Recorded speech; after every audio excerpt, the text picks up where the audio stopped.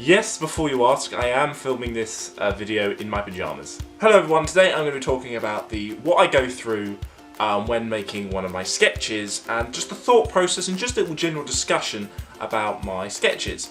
And I'm also making this for a college presentation, so I do have to be a little bit formal. My original plan was to wear a suit. I couldn't be bothered. I really couldn't be bothered. Yes, so this is for a presentation, so I'm going to talk about the process that I go through from start to finish. Now originally I was going to show you like behind the scenes clips, that was my original plan, but I think that's just too cheesy and too documentary-like, not a presentation. So I just thought I'd tell you, let's just move on, let's just get on with it. So let's talk about the idea generation. Specifically, let's look at one of the characters. Let's look at Polly, because Polly is one of the simplest characters to explain. Basically, Polly is a blonde. That's the best way to explain her. She's the stereotype of a blonde female, etc, etc. Now, but how does that make it okay? Well, the idea I got to try and make it okay was she was originally going to appear in a horror-themed sketch, like a spoof of a horror film. And she was going to be one of the conventions of a horror film. She was going to be the dumb blonde. That is a convention of a horror film. Ta-da! So that was the idea behind Polly, and so I made her this ordinary stereotype of blonde. And I've seen other sketches where they do something similar, where they have like this fangirl.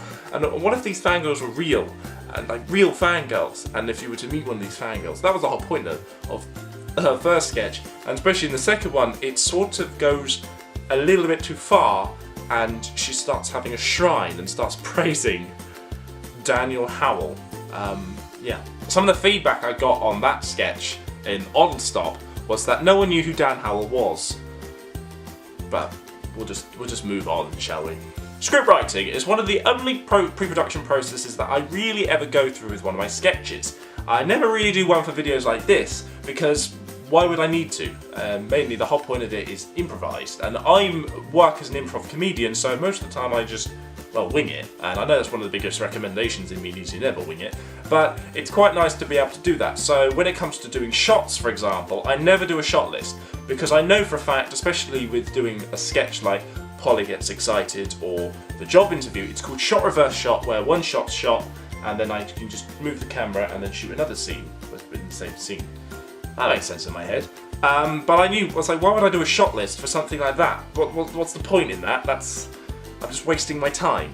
And I might put a few things in it and just improvise it. So when we did the vegan sketch, for example, we never said what shots we were going to do. We knew for a fact what we were going to do in the thing, and that was it.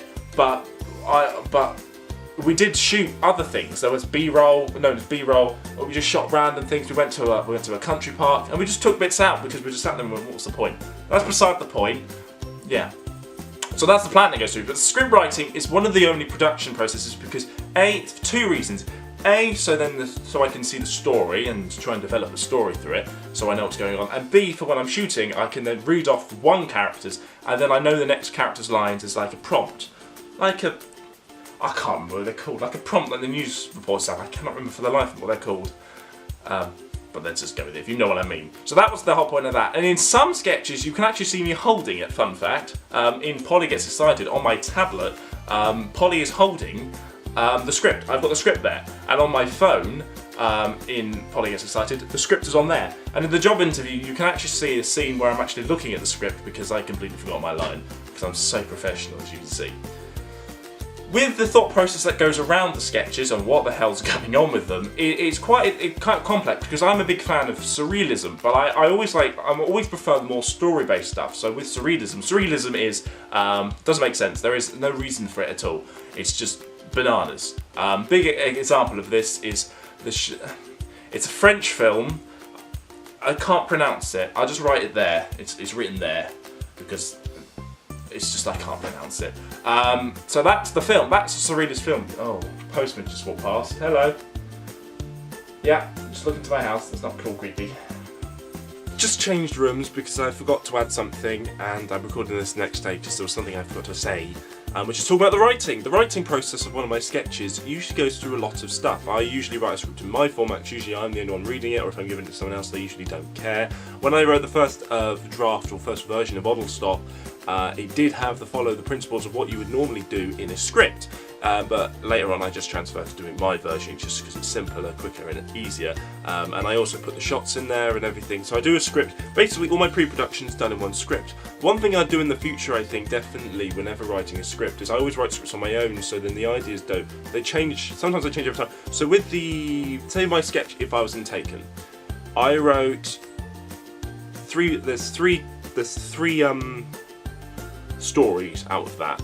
I wrote part one, then wrote part two, but wrote it pretty much a few weeks after making the first one, but didn't film it for a couple of months, till a couple of months afterwards, so then the story could develop, and it was considered quite funny because I gave it that time. That's why number 3 hasn't been made yet, because I'm just giving it time.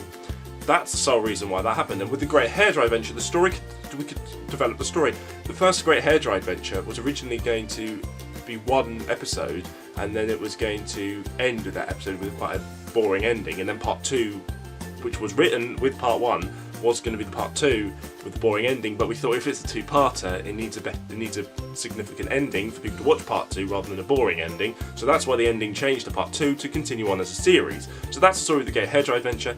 Oddle Stop, I would like in the future to probably put some cliffhangers or whatever in there, if that makes sense. But in the future when I'm writing, because I'm writing it on my own, I probably would like to have a writing partner, or have someone who could write with me. With like a horror sketch I'm writing at the moment, I've given it to a few people to have a look at. With Oddle Stop, I showed it to a few people to get their input, but I'd like to have like a proper writing partner who could write with me, as well as a script doctor. That's all.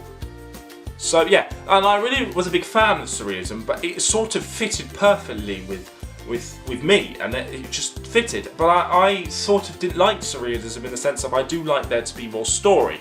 So that's what I like about my sketches, is there's more story. Say with one of my sketches called The Great Hairdryer Adventure, it's never written as a comedy, it's written as a story, as a storytelling process, and it just ends up being funny. I do actually have a rule in The Great Hairdryer Adventure. There's one spoof joke. In the first Great Hairdryer Adventure, it is this joke. Because I'm bored. Why do we go and explore the caravan? We did that when we arrived. Well, then what do you want to do? Explore the caravan? And in the second Great Hairdryer Adventure, it is this joke.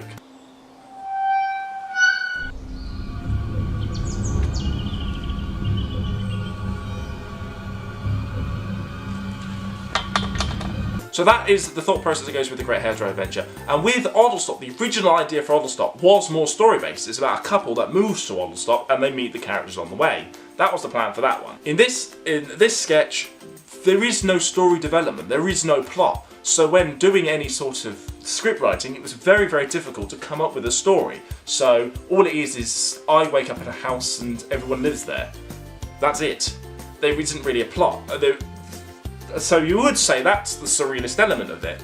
You wouldn't, that's not really it. There is an absurdity to the sketches. For example, with Luke, a cat explodes because of a powder that's on his hands. You can tell that powder idea was just made for that one joke, but it works.